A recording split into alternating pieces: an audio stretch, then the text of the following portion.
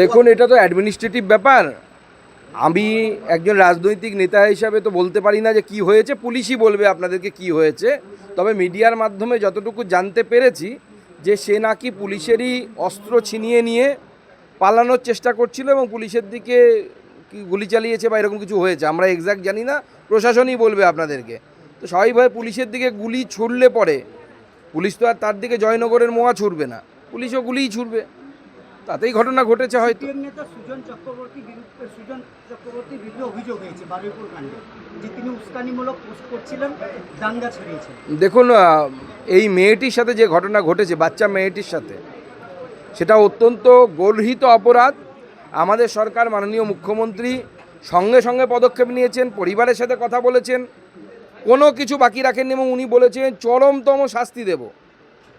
তারপরেও সিপিএমের নেতারা যেভাবে সাম্প্রদায়িক উস্কানিমূলক বক্তব্য রেখেছেন, আবার সিএর মতো রেল লাইন উপড়ে ফেলার মতো কাজ করেছেন এবং একজন হিন্দুকে সাম্প্রদায়িক উস্কানি দিয়ে গণপিটুনি দিয়ে মারার ব্যবস্থা করেছেন। এর পেছনে সিপিএম দায়ী। সিপিএমের কাজই হচ্ছে মানুষের লাশের উপরে রাজনীতি করা, এবং সেটা হিন্দুদের লাশ হলে আরও ভালো হয় আর কি। বারুইপুরে তো বারবার এই ধরনের ঘটনা ঘটেছে উস্কানিমূলক, এবং সেক্ষেত্রে যেটা বলা হচ্ছে যে অশান্তি হলে হিন্দু পরিবারের ওপর আক্রমণ হয় বারুইপুরে। দেখুন, এটা বারবারই আমরা লক্ষ্য করেছি যে সমস্ত এলাকার ডেমোগ্রাফি চেঞ্জ হয়ে গেছে, সেই ডেমোগ্রাফি চেঞ্জ হয়ে যাওয়ার ফলে সেই এলাকাগুলোতে যখনই কোনো ধরনের ল অ্যান্ড অর্ডার সমস্যা হয়, সেই ল অ্যান্ড অর্ডারের জন্য একটা সাম্প্রদায়িক অ্যাঙ্গেল থেকে হিন্দুদের উপর আক্রমণ হয়। এটা অস্বীকার করার জায়গা নয়, বারুইপুরও তার বাইরে নয়। আমাদের সরকার এসেছে, মাননীয় মুখ্যমন্ত্রী কাজ শুরু করেছেন, মাত্র 1 মাস অতিক্রান্ত হয়েছে। একটু সময় দিন, সব সোজা হয়ে যাবে। আমরা জানি কীভাবে সোজা করতে হয়। আমরা এরকম অনেক কুকুরের লেজ সোজা করেছি। যারা এই ধরনের সাম্প্রদায়িক মানসিকতায় আক্রান্ত, তাদের জন্য বিজেপি ভ্যাকসিন আছে, চিন্তা নেই। সোশ্যাল মিডিয়ায় ধর্ষকদের এমনই সাজা হওয়া উচিত এনকাউন্টার প্রসঙ্গে কি বলবেন? দেখুন, আমি তো মনে করি ল অ্যান্ড অর্ডার তার নিজের পথেই চলবে। সাজা দেওয়ার দায়িত্ব হচ্ছে আদালতের। পুলিশ এ বিষয়ে কি হয়েছে ডিটেলসে বলবে, কিন্তু সাজা দেওয়ার দায়িত্ব আদালতের। আমাদের তো নিয়মকানুন মেনে চলতে হয়, তবেই তো আমরা সভ্য সমাজ। আচ্ছা, ডিজে মামলায় অভিষেক বন্দ্যোপাধ্যায় কণ্ঠস্বরে নমুনা দিতে চাইছেন না কেন? কোথায় তার সমস্যা? সম্ভবত গলা খারাপ, গান টান করতে যাবেন আমেরিকা, বারবার ভিসা টিসা চাইছেন, তো সেই জন্য গলার নমুনা দিতে চাইছে না। গলা যদি খারাপ হয়ে যায়, এখন তো আর কয়লা বালি চলছে না, গান করে যদি রোজগার করবেন না কি জানি না। আগে তো ওনার দলের অনেকেই গান টান গাইতেন, সায়নী ঘোষ টোষ, কাবা মদিনা কোথায় যাওয়া টাওয়ার কথা বলতেন। মমতা ব্যানার্জি 21 জুলাই মানে রাস্তায় হাঁটার অনুমতি পেয়েছেন। দেখুন, আমরা তো বিরোধীদের কোনো কিছুকে আটকানো বা বন্ধ করা, মমতা বন্দ্যোপাধ্যায় কিছুদিন আগে মোমবাতি নিয়ে হেঁটেছেন বারুইপুর কাণ্ড নিয়ে, আমরা তো কোনো মানা করিনি। আমরা তৃণমূলের মতো পথ নেব না, কিন্তু আমাদের বক্তব্য হচ্ছে দুটো তৃণমূল হয়ে গেছে, কোন তৃণমূলটা করবে? সামনাসামনি দুপক্ষ হয়ে গেল, তবে লাঠালাঠি হলো, মারামারি হলো, কারো জীবনহানি হলো, দায়িত্ব হবে আমাদের সরকারের। আমাদের সরকারকে সব ভেবেচিন্তে করতে হচ্ছে।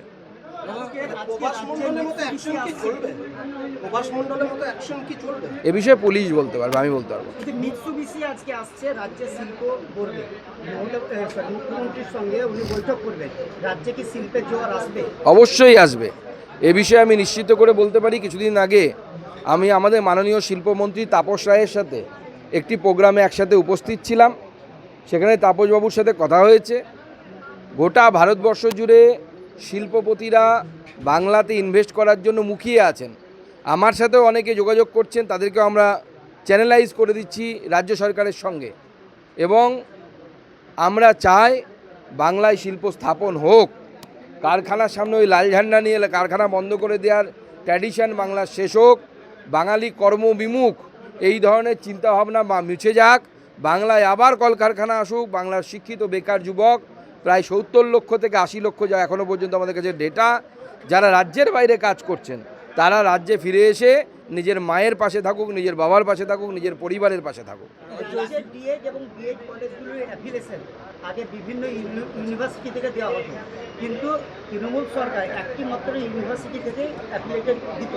আবার যে সেই কালচার ফিরে আসবে যে সমস্ত। দেখুন, এই বিষয়ে যা সিদ্ধান্ত নেওয়ার আমাদের রাজ্যের শিক্ষা মন্ত্রণালয় তারা নেবেন। বলছি যে শিক্ষামন্ত্রী এবার বলেছে শ্যামাপ্রসাদ মুখার্জি যার পাঠ্যপুস্তকের তার সিলেবাসে রাখবে, আপনি কেন্দ্রীয় শিক্ষা প্রতিমন্ত্রী, এটা কীভাবে? না, আমি তো প্রথম 20 জুন আমি আমাদের সল্টলেক পার্টি অফিস থেকে এই দাবি তুলেছিলাম এবং মুখ্যমন্ত্রীর কাছে আবেদন জানিয়েছিলাম এবং আমাদের শিক্ষামন্ত্রীদের কাছেও বলেছিলাম যে শ্যামাপ্রসাদ মুখার্জির যে ভূমিকা না থাকলে পরে পশ্চিমবঙ্গ গঠনই হতো না, সেটা বাংলার বেশিরভাগ মানুষ জানেন না, কারণ জানতে দেওয়া হয়নি। তাদের দোষ নয়, কোথাও পড়ানো হয় না। শ্যামাপ্রসাদের নাম মুছে দেওয়া হয়েছে, ঠিক যেরকম কম্পিউটার আমরা ডিলিট করে দিই সেরকম ডিলিট করার কাজ বামফ্রন্ট সরকার করেছে, তৃণমূলও সেই চেষ্টা করেছে, অস্বীকার করার জায়গা নেই।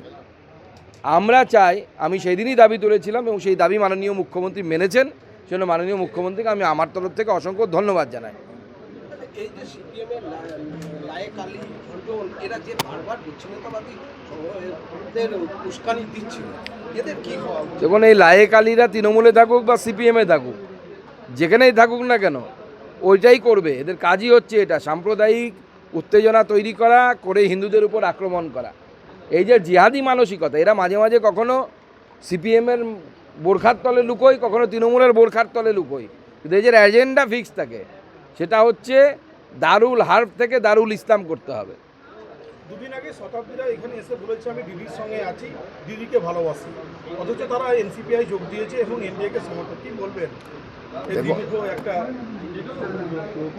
মানে এখন দেখুন তৃণমূলে যা চলছে, কে কাকে ভালোবাসে আর কে কার সাথে আছে, আমার এটা দেখে ওই সিনেমার কথা মনে পড়ে যাচ্ছে, হাম দিল দে চুকে সনম। এখন ওটাই চলছে তৃণমূল কংগ্রেসে, হাম দিল দে চুকে সনম। কে কার সাথে থাকছে আর দিল কাকে দিয়ে বসে আছে আমরা কি করে জানবো? ওদের ব্যাপার, ওরা ঠিক করুক।